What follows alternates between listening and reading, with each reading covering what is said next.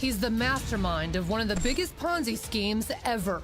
There's no magic here. I mean, you might think it's magic, but it's actually real meat and potato stuff. The slick scam artist ripped off more than $100 million. $100 million to fund his lavish lifestyle.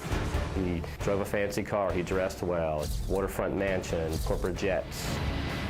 Now this Wolf of Washington is playing catch me if you can with the feds. But this guy is no Leonardo DiCaprio. He vanished within 7 days and nobody knew where he went. Where the crafty con man is hiding is a mystery. Where Darren Berg is right now is anybody's guess. Canada, Mexico, Central America. Darren Berg started his white-collar, black-tie life of crime in college as a frat boy at the Pi Kappa Alpha House, also known as Pikes, at the University of Oregon. First showed up in Eugene and joined the fraternity in the fall, and they immediately elected him treasurer. Michael Stone, a former alumni advisor to the fraternity, remembers the smooth-talking Berg dazzled his fraternity brothers with his charisma and business savvy. We viewed him as the boy wonder. Because at just 20 years old, the ambitious entrepreneur already owned his own business, a charter bus company touting his own name, Darren Berg Tours. And so they gave him 2 titles because of that? Yes, the rest of the undergraduate chapter elected him president of the fraternity at the same time that he continued to be treasurer of the fraternity.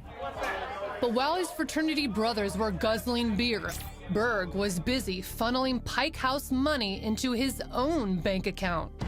So you get this call one day from someone in the house panicking. Yeah, I got a call from the assistant treasurer who called to say that all of their checks were bouncing and that there was no money in the bank account, and they didn't understand how that could be because everybody had just paid a full quarter of room and board.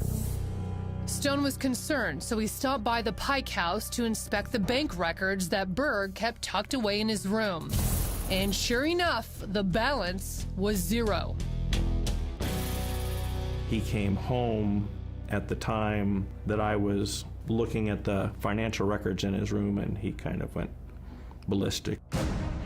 And I said, I'm here to try to find out where all the money went, since everybody says they paid their house bills, but there's no money in the bank account and it's bouncing checks. Turns out Berg was taking checks written to the fraternity, endorsing them with his tour company stamp, and depositing them straight into his charter bus account. How much money are we talking that he stole? About $21,000 at the time. I mean, these are college kids. That's a lot of money to a lot of those kids. It was. We ultimately got it all back. His bank, First Interstate Bank, took the hit for having dealt with a fraudulent depositor.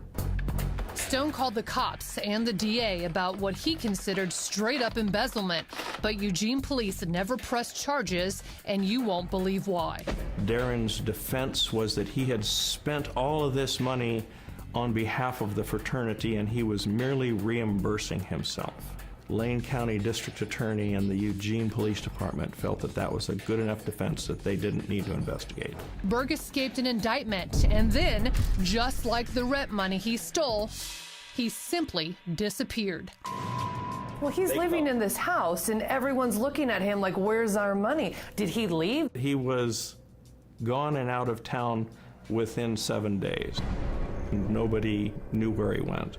Stone never saw the frat fraudster again, but he did finally get a richly defensive earful. How many weeks or months after until you received that very condescending letter from him? Oh, that was the same week. In a scathing letter, Berg writes, I have at no time ever embezzled any funds from the Pi Kappa Alpha fraternity. What an erroneous assumption. Unfortunately, I will be unable to participate in your Perry Mason game. If for some reason, however, you should have any questions, I suggest you direct them to my attorney. He's paid good money to answer stupid questions. I wrote him a letter back saying, I called your attorney and your attorney says he's never heard of you. So I'm still waiting. That was classic Darren, puffing up, coming up with this grandiose response and rebuttal that if you just peel back the veneer, there's nothing there. Where did Darren Berg go? Nobody knew for sure until he resurfaced in Portland, Oregon and started up an advertising business, even bringing some of his former fraternity brothers on board. Wait a minute. His same fraternity brothers who he stole money from. A couple, yeah. There was 2 members who worked for him. He was able to convince them it wasn't his fault. Yeah. But Berg's new business venture ended up much like the old one, a scam. This time, the U.S. attorney indicted him on bank fraud charges, accusing Berg of stealing $19,000 from a Portland bank in a check-kiting scheme, where an individual writes a bad check on one account and then covers it by writing a second bad check from another account. Berg pleaded guilty, but ultimately dodged a bullet. The slick-talking Berg cooperated with cops, gave the money back, and convinced authorities to let him off the hook. He ended up making some arrangements where he paid restitution and left town. But as far as I know, his fraternity brothers lost the money that they had loaned him in that business. From there, Berg takes his sketchy show on the road again, heading to Seattle, where in this gleaming glass tower, he launches yet another new business venture. Darren Berg's mortgage company, Meridian Funds, was set up to collect money from investors and invest that money into mortgages. But wait for it. Instead of using the money to buy mortgages and invest, he was living lavishly off the money, and he was placating his investors who were getting monthly dividend payments by attracting new investors. That is the textbook definition of a Ponzi scheme. Darren Berg became a master at the game of attraction. Watch as he gives a slick sales pitch to hook prospective clients. The key for us is to get in front of people and get them to know who we are, get to know how we run our business. Darren Berg was very convincing, and Darren Berg also always thought he was the smartest guy in the room. But is he smart enough to outsmart the feds? He always thought he could stay one step ahead of everybody. The answer is yes, and you won't believe how he did it. Darren Berg offers his clients big returns on real estate investments, but he's actually running a multi-million-dollar scam. He really used the trappings of wealth as a big sales pitch to his investors. In addition to using his clients' cash to fund the high life, he also used it to launch a lifelong obsession dating back to his college days at the University of Oregon. Darren Berg was fascinated with buses. His grandfather had been a bus driver, and he heard stories about, his grandfather driving a bus and traveling around, and that really appealed to him. And it stuck with him as an adult. So Berg cooked up the idea to launch a luxury motor coach company with a fleet of buses catering to high-end clientele. They were leased out to sports teams, to politicians. The governor of Washington was running for re-election, and she chartered one of his buses for his campaign. Like always, Berg was able to get away with his high-flying business schemes because his sleek salesmanship lured fresh blood into his web of lies. But also, like always, the golden boy ran off with the gold when his bus company went south. The key to the Ponzi scheme was always having fresh investors, bringing in new cash. Early on, some of his ones were actually legitimate, but as the years went on, the Ponzi scheme became more prevalent, and he became, deeper and deeper in debt. And right when the king of investor scams, Bernie Madoff, fell from his fraudulent throne, so did Darren Berg. His elaborate house of cards came crashing down. That just was the beginning of the end for Darren. He was arrested for embezzling and stashing millions of dollars in exotic offshore accounts. When people started hearing about Ponzi schemes and a worry about a crumbling housing market, they approached him about getting their investments back, and Darren didn't have the money to pay them back, and so that set off a mad scramble for Darren. For years, Darren Berg had lived the sweet life. Now, the 51-year-old was about to get his just desserts. Then they started suing him in court, and they filed lawsuits against him, started seizing his property. So what did Darren do? He filed for bankruptcy and brokered a deal to help the bankers unravel his crimes. Or so they thought.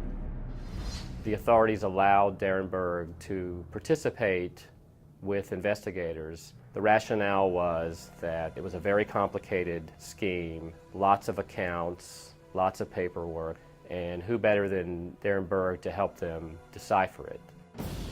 But it was all smoke and mirrors. Darren presented himself as someone who would cooperate. So he was allowed to move from Seattle to take a consulting job in California. It wasn't long before the feds discovered, like so many other people in Berg's life, they too were being played. Darren was plotting his great escape by stashing money in secret bank accounts in Belize. He always thought he could stay one step ahead of everybody, ahead of his investors, ahead of the bankruptcy court, ahead of the FBI. He just had this confidence that he could beat it, basically. Beat the rat. But finally, Berg's time had run out. Darren Berg was charged with orchestrating Washington State's largest Ponzi scheme. Berg pleaded guilty and was sentenced to 18 years in the federal pen for fleecing over 800 investors, many of them elderly, out of $140 million in a con he ran over a decade. He did stand before the federal judge and say that he did these crimes intentionally. He didn't apologize. Darren Berg was not a person to apologize. Berg spent the next 6 years doing time at various minimum security federal prisons in California. He's not considered dangerous. He may not be dangerous, but he is cunning. It was at the Atwater Satellite Work Camp where he performed his ultimate magic trick. He disappeared. Darren Berg was only housed at the Atwater Penitentiary Minimum Security Facility for about a year, but it was enough time for him to realize the only obstacle standing between him and freedom was a fence similar to this. And just beyond the fence, an airport where U.S. Marshals say it's likely Berg hopped a private jet and began his new life as an international fugitive. The penitentiary, it's in an open field, so there's different means of how he could have escaped, but we're exhausting all leads. So how is it possible that Berg could simply stroll out of a federal prison? It's definitely difficult to escape. They do the counts, everybody is watched over, but it's still possible, obviously. When you showed up, were you looking in all these farmlands in the airport? Were you searching for him literally on foot? When the team showed up to do their initial investigation, the investigators at the facility, they had already done their own search, and obviously we picked up where they left off. For now, Darren Berg's whereabouts are anybody's guess. Do you think he's in this country? Where do you think he went? I have little doubt that he probably is someplace where it's warm and doesn't have an extradition treaty to the United States. There's a number of those places in the Caribbean. They only exist to hide money. Where Darren Berg is right now is anybody's guess. I wouldn't be surprised if he was in Canada, Mexico, Central America. Nothing about where he is right now would surprise me. Darren Berg is now 55. His mug is plastered on wanted posters all over. Tips have poured in from around the country. But as of now, the master manipulator is still on the lam. Obviously, one of his best schemes yet. He's intelligent and cunning to create a Ponzi scheme and take millions of dollars from hundreds of people. There's no stopping to what he's capable of. Escaping a federal prison carries a penalty of up to 5 years and $250,000 fine. If you have any information on where Berg might be, you're asked to contact the U.S. Marshals at 1-800-336-0102.